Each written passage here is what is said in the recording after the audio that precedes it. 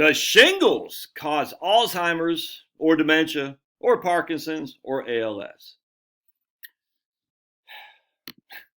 So I'm just, mind my own. Jill sends me this article from Barron's, and we get these nice folks here. It's Frank and her wife, his wife Elizabeth. The baby boomer retirement crisis is here. I'm going to talk about this in a different video later. Elizabeth Boatwright planned to be retired by now. After all, she and her husband Frank had saved diligently. But their couple's retirement plan did not include Frank developing dementia 2 years ago, and his budget having to pay for $5,000 to $6,000 a month caregiver bills. All right, so this is a separate item, but they're not separate. They all flow together. How dare you? It's interesting. So I read that. I literally just was looking at it this morning, and I don't subscribe to Barron, so I can't get the whole article, but we'll give it our best shot. And I was looking at this the other day from Science Alert, and if it says science in there, it must be sciencey and stuff. Study of 500,000 medical records links viruses to Alzheimer's again and again. Trust me, man, there's a method here to my madness, and it's pure madness how mad I am talking about this. A study of around 500,000 medical records has suggested that severe viral infections like encephalitis and pneumonia increase the risk of neurodegenerative diseases like Parkinson's and Alzheimer's. Now, for me, I'm a simple caveman, so I said, what exactly does neurodegenerative mean? I mean, I get Parkinson's, Alzheimer's, but what does neurodegenerative mean? So I look at the trusty Bing thing. Neurodegenerative, a characteristic characterized by degeneration of the nervous system, especially the neurons to the brain. Ooh, that's not good. So neurodegenerative disease is a degeneration of the neurons to the brain. That's not good. So researchers found 22 connections between viral infections and neurodegenerative conditions. All right. People treated for a type of inflammation of the brain called viral encephalitis were 31 times more likely to develop Alzheimer's. For every 406 viral encephalitis cases, 24 went on to develop Alzheimer's, around 6%. Those who are hospitalized with pneumonia after catching the flu seem to be more susceptible to Alzheimer's disease, dementia, Parkinson's, and ALS. If memory serves, as Lou Gehrig's disease, which is horrible. Parkinson's, Muhammad Ali had that. Freaking sucks, dude. Intestinal infections and meningitis, both often caused by a virus. I hope you see where this is going, man. As well as the varicella zoster virus. Oh, that was interesting because I just been reading about the varicella zoster virus. I said, how? Imagine the connection of all these things to my old line of work. What does the varicella zoster virus do? It causes shingles. Now, I'll let you, we'll get into this more because it's incredibly interesting. Which was also implicated in development of several neurodegenerative diseases. All right, so the shingles causation, the varicella zoster virus. I'm telling you guys, you got to read through it because there is some serious crap going on here. So remember, the varicella zoster viruses causes shingles was implicated in the development of several neurodegenerative diseases. The impact of the viral infections of the brain persisted for up to 15 years in some cases, and there were no instances where exposure to viruses were protective. Again, remember, right there, because we're going to friggin' destroy this narrative. It's bad, and you'll get mad. Around 80% of the viruses implicated were considered neurotrophic, which means they could cross blood-brain barrier. Okay. And strikingly, vaccines are currently available for some of these viruses, including the shingles vaccine, varicella zoster.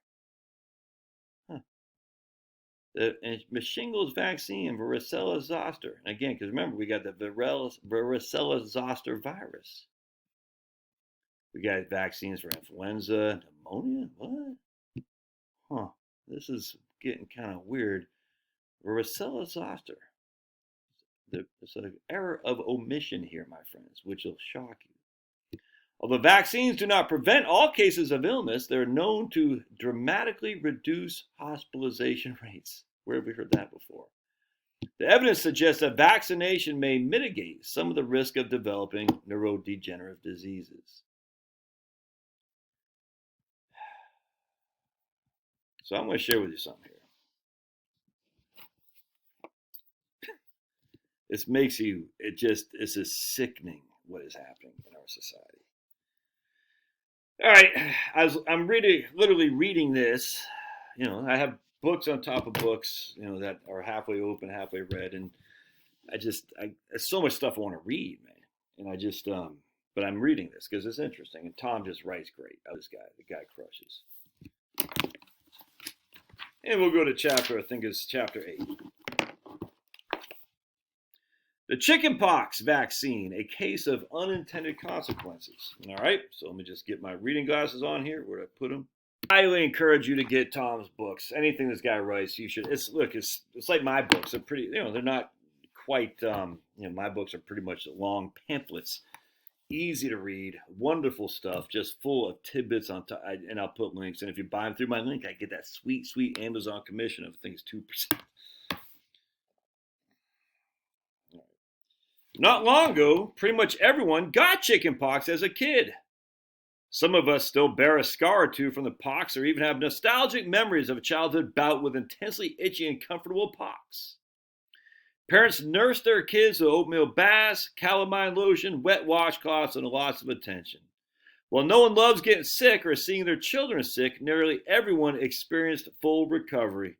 Many people actually harbor warm memories of being intently cared for or caring for their own children and dealing with the chickenpox.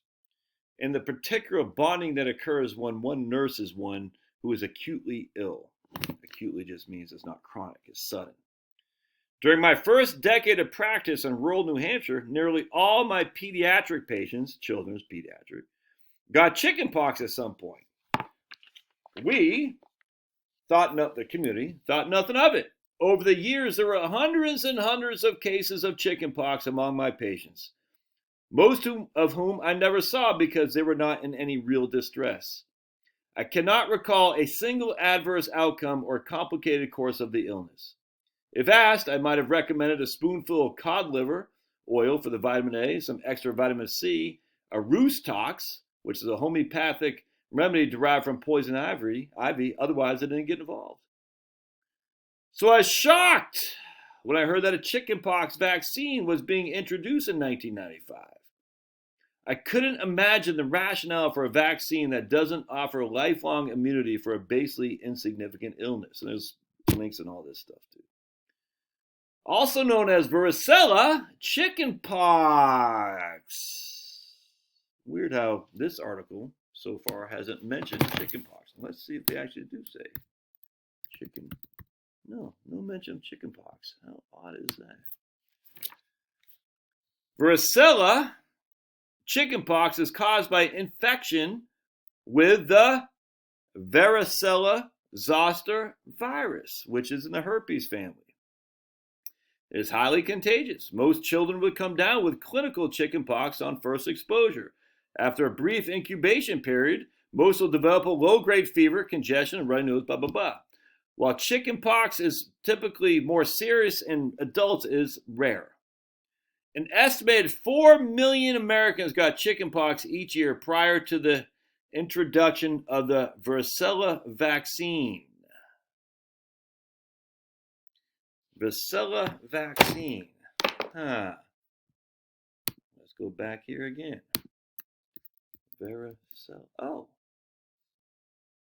Varicella zoster virus, which causes shingles. Interesting.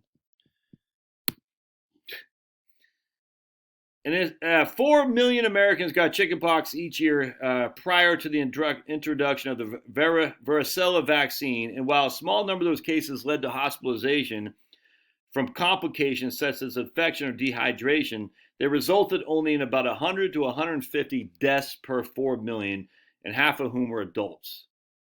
I would never dismiss the grief caused by these extremely rare cases, but it's important to understand it's very low rate of mortality. And we talked about autoimmune diseases, and a lot of those people already had immune disease issues to begin with. They didn't have the immune system to fight it back.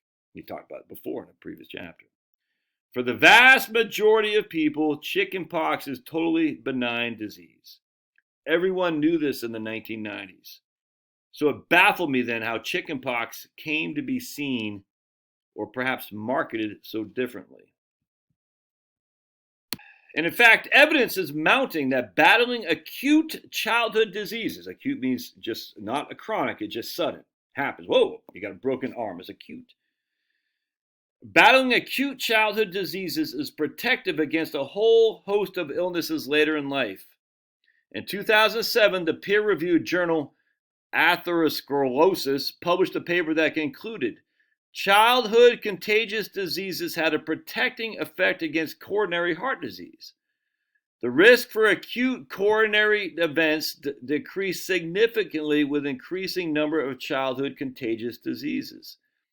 Last year, and this book was published, I think, 2017, 2018. Last year, so it'd been 2017, a large study concluded by the researchers at the Baylor College of Medicine and reported in the journal Cancer Medicine found a 21% reduced risk of developing glioma, which is a deadly brain cancer, among those who had chickenpox as a child.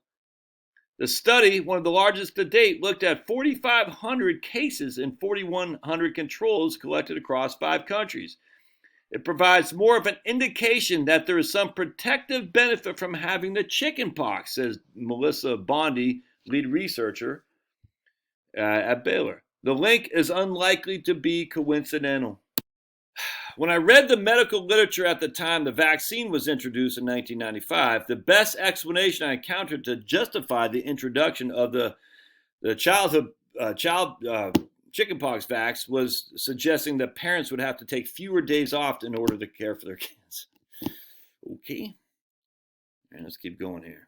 We need you at work, essentially. We need you more at work. And so if we can get a vaccine to eliminate you and you have to take care of your child, that's going to put more at work. And watch the video I just did with my man Jaron last night, the live stream. And if you're offended by it, that's fine. You have a right to be offended. You can throw cherry tomato, whatever on that, whatever. And how we just talked about that. You're working so you don't get independent. And once you escape from that, you become independent. And frankly, a lot of people don't like independence. They get nervous around people who are free thinkers. The challenge with chickenpox is that while it nearly always resolves quickly with little complication, the virus remains dormant in the nerve roots and may reemerge later as a herpes zoster, known as shingles. Shingles, which has traditionally occurred in older and immune-compromised patients, causes the eruption of a blistery rash along a single nerve root. While the skin rash itself is uncomfortable, it's the internal irritation along the nerve root that people often describe as intensely painful. Shingles is an unfortunate, often debilitating, and sometimes chronic complication of having had chickenpox. One of the more difficult illnesses to cope with, shingles. All right? Hang tight now. While the most common experiences of shingles is a painful chronic condition, that by the CDC's own numbers, shingles also results in approximately 96 deaths per year, more or less comparable to the mortality rate of chickenpox prior to the introduction of the vaccine. Luckily, shingles is uncommon in the healthy adult population. At least that was, until everything changed in the mid-1990s. Everything changed in the mid-1990s. Remember, the chickenpox vaccine introduces shingles into your system. All right? 4 million people had chickenpox each and every year back then. Well, it was a big country. So shingles, of course, because not the vast majority of people didn't get chickenpox, inherently they weren't introduced to the virus remains dormant, called a herpes zoster, which you get from the chickenpox. Shingles is uncommon in the healthy people, or at least was, until everything changed in the mid-1990s. In the early 2000s, consequences started to become clear. A massive decrease in the cases of chickenpox, coupled with a massive increase in the number of cases of shingles. I mean, you can make a correlation, equal causation. It seems blindly obvious to me. A lot of people got chickenpox. Everyone gets it now because we're introduced for the chickenpox vax, which means shingles are now being introduced to everybody. A 2005 study in the incidence of varicella and herpes zoster in Massachusetts concluded, as varicella vaccine coverage in children increased, varicella vaccine coverage in children, the chickenpox vaccine, the occurrence of herpes zosters increased. Shocking that. According to a 2002 study published in the journal Vaccine, mass varicella chickenpox vaccination is expected to cause a major epidemic of herpes zoster, affecting more than 50% of those aged 10 to 44 at the introduction of the vaccination. So in 2002, 20 years ago, the journal Vaccine said introducing chickenpox vaccination is expected to cause a major epidemic of herpes zoster, shingles. Another study reported that between 1999 and 2003, the chickenpox vaccination rate among children between 19 and 30 months increased from 66% to 89%. 89% of children were being vaccinated between 1999 and 2003. I'm sure my own kids. Cases of shingles in all age groups increased by 90%. Just a coincidence. Cases of shingles in people aged 25 through 44 increased by 161%. And there's all citations in here. A 2005 vaccine study concluded under universal chickenpox vax, there has been a vaccine-induced decline in exogenous boosting.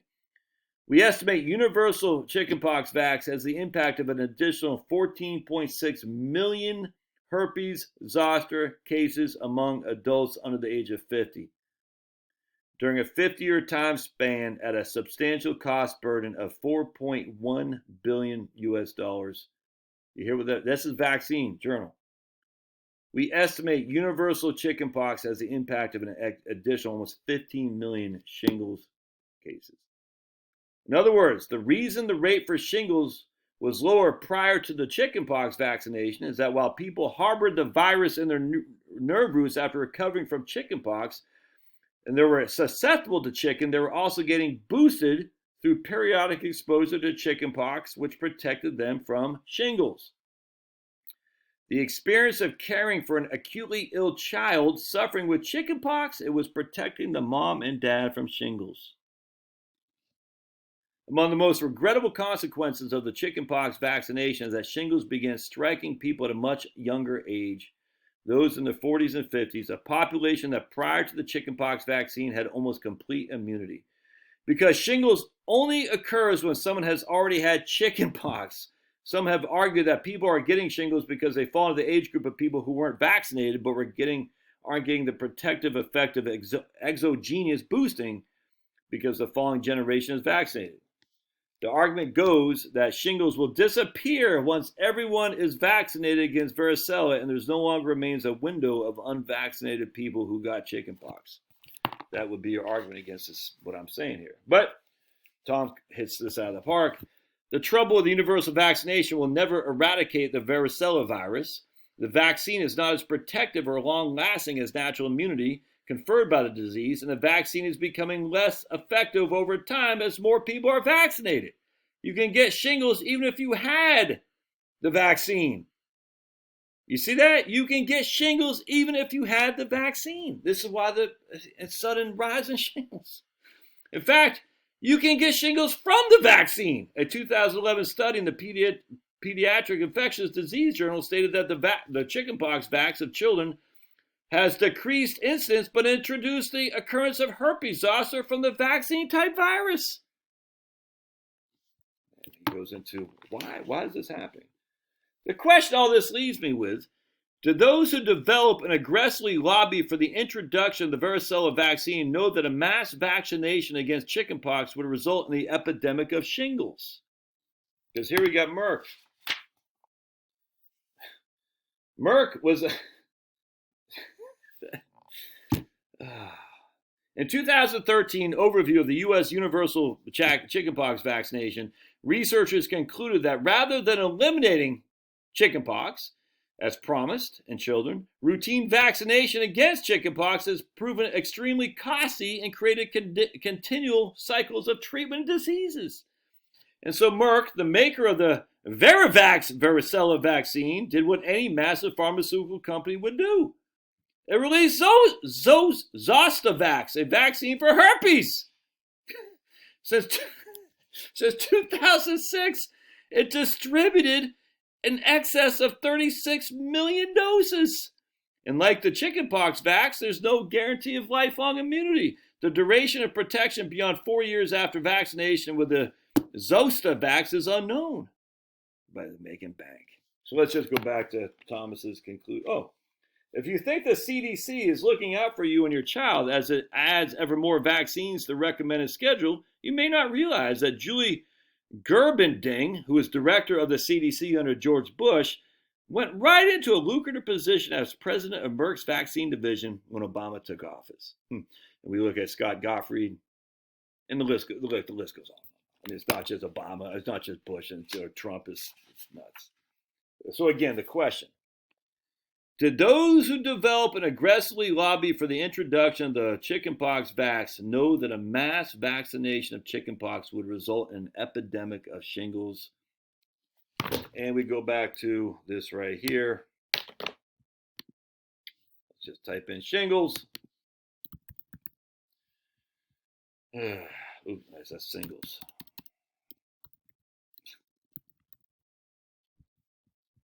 Intestinal infections and meningitis, both caused by the virus, as well as varicella zoster virus, which causes shingles, are also implicated in the development of several neurodegenerative diseases. So shingles. Why are we getting shingles?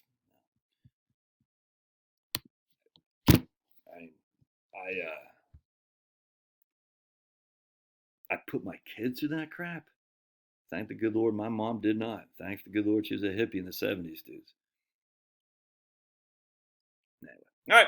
Love your thoughts. We'll see you.